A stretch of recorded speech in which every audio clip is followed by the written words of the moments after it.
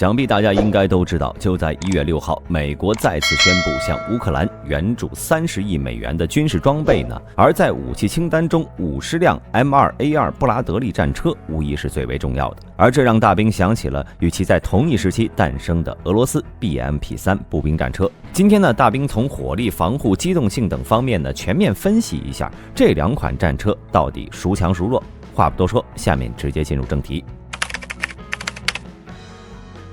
作为一款诞生于上世纪70年代的履带式步兵战车 ，M2 呢，至今已经服役了近42年了，期间经过了数次技术升级。而 A2 型作为 M2 的第2期改进型号，在1988年正式进入美军部队服役。在火力系统方面呢 ，A2 型的主武器是一门25毫米的 M242 大副射机关炮。该炮呢一直以优秀的可靠性著称，平均射击2.2万发才会出现一次故障，可靠性是远超同类型产品。当然，如果论单发威力的话 ，M242 肯定是不如主战坦克的大口径火炮的，但是它也有优势，那就是射速快，能从200发每分到500发每分之间自由调节，可以应对不同的战场情况。另外呢，该机炮所使用的 M919 型 APF-SDST 炮弹，炮口初速能达到1385米每秒，可以在2.1公里内击穿100毫米的军制钢装甲。大家可能不知道这是一个什么概念啊？举个例子，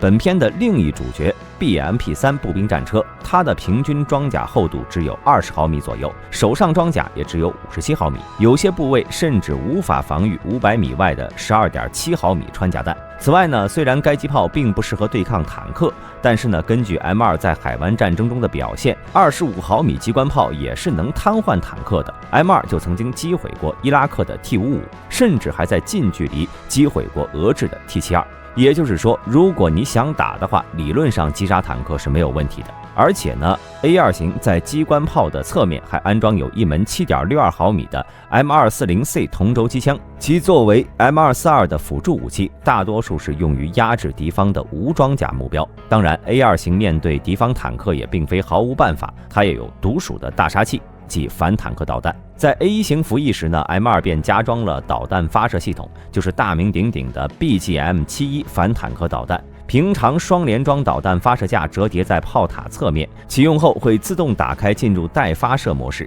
其实早期的 BGM-71 穿甲能力并不出色 ，A 型大概只有430毫米，射程也只有3750米，而现今的主力 DE 型号，其穿身已经达到了900毫米，理论上能够击穿3代主坦的正面装甲。至于更新的 F 型号，则是改变了攻击方式，使用爆炸成型炸药进行攻顶打击，专门对付主战坦克薄弱的炮塔顶部，极限射程达到4500米。除此之外呢 ，M2 还经过专门的设计，车组人员无需下车就能重新装填导弹，免于暴露在敌方的火力之下，大大提高了成员的战场生存能力。平时战车导弹发射架内有2枚待发弹，车内则另存5发备用弹药。至于 M2 的火控系统方面呢，它的炮手使用的是一具昼夜合一瞄准镜，其放大倍率为4倍和12倍，前者大多用于车辆静止或者行进期间，机炮和机枪的高速跟踪与瞄准，后者呢则是用于车辆静止状态下陶式的低速跟踪与瞄准。另外呢，该瞄准镜还能在夜间和不良气候条件下使用红外热成像夜视仪观察和瞄准。还有就是车长使用的光纤中继显示系统，能够看到与炮手瞄准镜中相同的图像，并且可以越过炮手控制火炮跟踪、瞄准和射击。由于使用了通用公司的全电式炮塔驱动和双向稳定系统，因此该机炮能在行进中对目标精准射击。那么说完了 M2A2， 我们再来看看 BMP-3。该战车呢属于苏联 BMP 系列的第3代，不同于由 BMP-1 至 BMP-2 只是局部改良。BMP-3 呢经过了全新设计，1986年推出原型车，次年正式进入俄军部队服役。主武器是一门 2A70 型100毫米低膛压线膛炮，能发射3UOF-17以及3OF-32两种杀伤爆破弹，炮口初速可以达380米每秒，最远射程大约为4000米。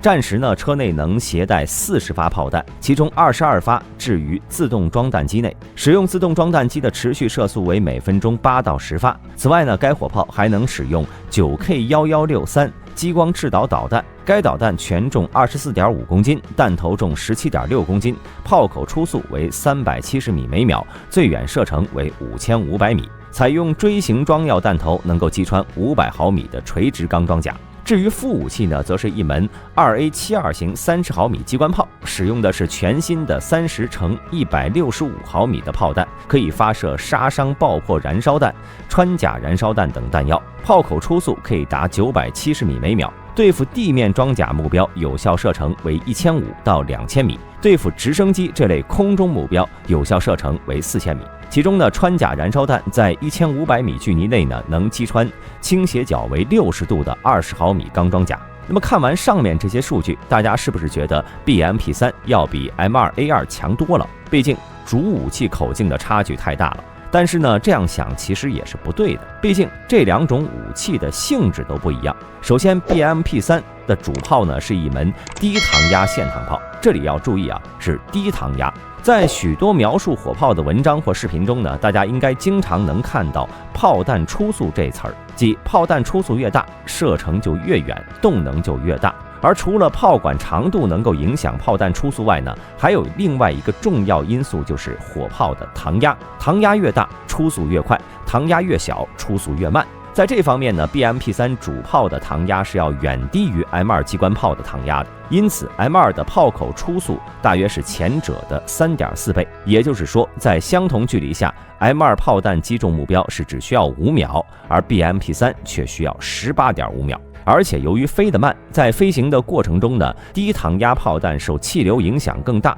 会大幅降低精度。比如说，机关炮能精确打击1000米距离上的目标，而低膛压炮呢，就只能打300到400米的目标。虽然 BMP3 的极限射程比 M2 要远，但是并不一定能够准确的命中目标。还有就是 M2 的机关炮是可以连发的，战时能够直接覆盖一片区域， BMP3 低压炮却只能单发。那么综上所述，不能只依据主武器口径来判断步战车火力强弱，而且大辐射机关炮对应的是 2A72 型机关炮，两款机关炮性能其实差不多，要非比的话呢，大辐射精度更高，射程更远。毕竟 BMP3 呢是将机关炮和低压炮捆到了一起，一定程度上肯定会影响精度。再者来说呢，射击精度、精密设备一直都是美国装备的强项，俄制装备走的则是简单粗暴的路线。那么说完火力，我们再来看看防护性能。在这方面呢，相较于基础型 M2A2 主要改进项目的是炮塔和车体外部的披挂附加装甲，使其能够全方位防御14.5毫米的钢心机枪弹。车体装甲是由2层6.4毫米的钢板和5083铝板组成的间隙装甲，极大提高了对破甲弹射流的防御。车体表面有能安装反应式装甲的连接点，每块反应式装甲重约25公斤。战斗舱周围有方轮衬层，用以防炮弹的二次效应。至于车底钢板呢，则要更厚一些，这是为了避免被反坦克地雷爆破。而之所以使用这种注重两侧轻正面的装甲设计，其实呢是与装甲车的作战模式有关的。实战中，步战车肯定抵挡不住坦克的攻击，它防御的重点呢是单兵导弹和火箭，因此面积较大的侧面就成了被攻击的主要方向，才出现了这种不寻常的设计。只不过呢，后来实战证明，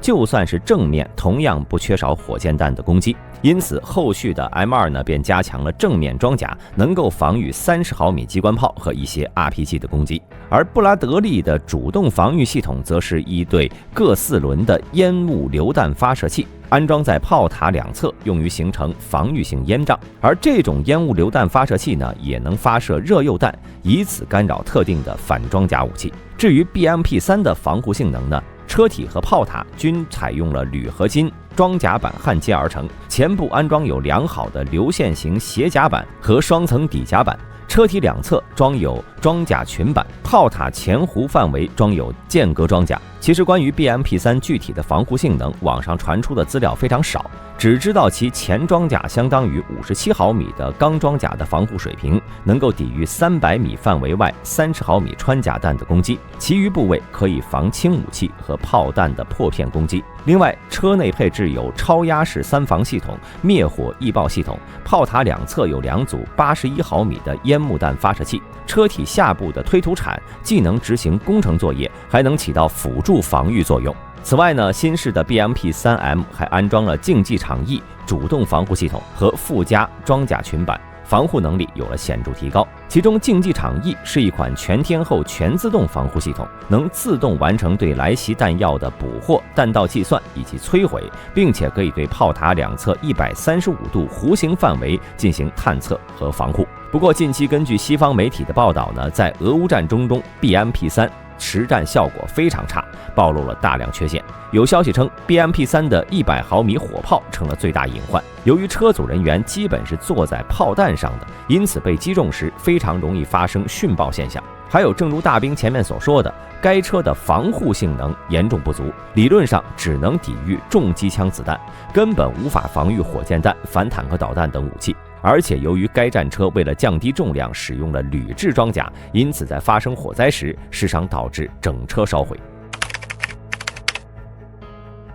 由于防护性能的提高， M2A2 的战斗权重增加到了29.5吨，为此该车改用了康明斯 VTA903 改进型柴油机，功率由原来的500马力提高到600马力。由于重量较轻，因此 M2 的加速性能很好，极限时速能达到66公里每小时。而且和艾布拉姆斯一样， M2 也具备出色的越野能力，并且能由 C17 全球霸王空运。至于 BMP-3 呢，该车全重18.7吨，安装有一台 UTD-29M 柴油发动机，最大输出功率为367.5千瓦，极限公路时速为70公里每小时，最远行程为600公里。由于 BMP-3步兵战车重量轻，因此呢，该车具有很好的战略机动性，可以由米26重型直升机调运，也可以由中型运输机空运。不过该车的主要缺点就是车内载员上下车不便，不如 BMP-1 和 BMP-2 内的载员出入迅速。总结来说，整体方面来看的话， M2A2 还是要优于俄制的 BMP-3 的，不论是火力还是防护性能，都显然比 BMP-3 更适合现代战场环境。